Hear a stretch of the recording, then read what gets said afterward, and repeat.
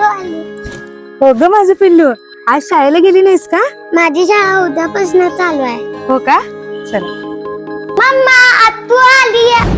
अहो ताई, एकट्याच आलात? हो ग वहिनी, गुरु शाळेला गेलाय, संध्याकाळी हे येतील त्याला घेऊन.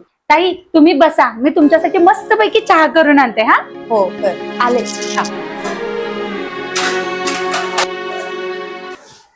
अगं वहिनी, हा ताई. भांडी लावतेस का? हो. बर ठीक आहे, तू भांडी मार, तोवर मी झाडून काढते.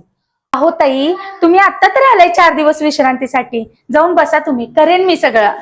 अगं वहिनी, बाईला कुठली आली विश्रांती? आणि तुमचं लग्न व्हायच्या आधी या घरची सगळं काम मीच तर करत होते.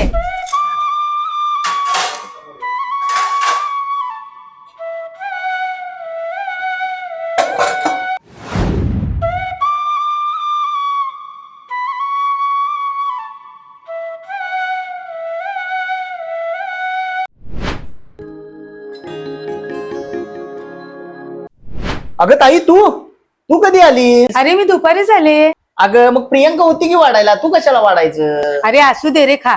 मी वाढलेलं चालत नाही का तुला? अगं तसं नव्हे, तू कधी नाही ती येतेस, राखी निवांत. ताई, रोजच्या पेक्षा आज माझी कामं खूप लवकर आटपलीत बघा. तुम्ही आला की नाही, खूप बरं वाटतं मला. खरंच बहिणीसारखं वाटतं बघा मला.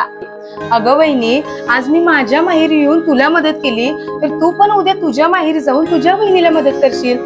यातूनच ननंद भाऊजीचं नातं घट्ट होत जाईल. अगदी बरोबर बोललात बघा ताई. जर तुमच्यासारखी नणंद प्रत्येक घरात असेल ना, तर कुठल्याच घरात भांडणं होणार नाही आणि प्रत्येक भाऊजाई वाट बघत बसेल की कधी एकदा माझी नणंद घरी येते.